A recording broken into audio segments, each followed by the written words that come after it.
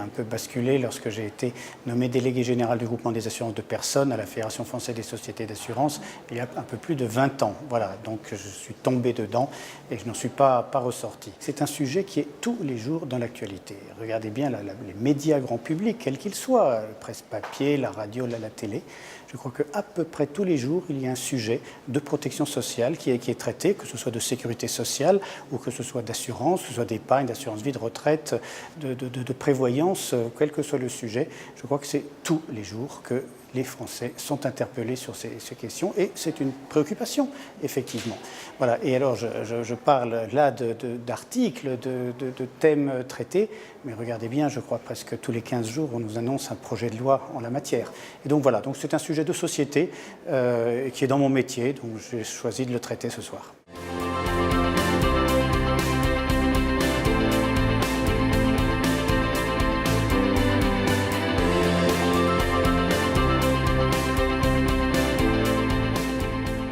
Nous sommes là à la croisée de trois grands projets.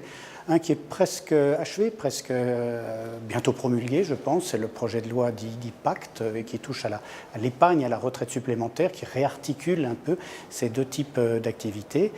Ensuite, nous savons bien que M. Delevoye, le haut-commissaire à la réforme de retraite, continue de rencontrer les partenaires sociaux, continue de consulter voilà, les parlementaires, en fait, je veux dire, voilà la France entière, hein, sur le sujet et probablement au-delà, pour ce fameux système universel de retraite qui avait été annoncé par à l'époque le candidat Macron et qui est désormais sous la responsabilité du président de la République lorsque le haut-commissaire lui aura rendu ses conclusions. Et puis c'est toujours dans l'actualité aussi, ça c'est le grand âge, hein, c'est la situation des retraités en grand âge, en perte d'autonomie. Et là c'est Dominique Libault qui vient de remettre son rapport à la ministre, en fait au gouvernement. Donc on a là trois volets en trois textes, un déjà projet de loi, deux qui ont vocation à le devenir. C'est absolument central dans notre paysage.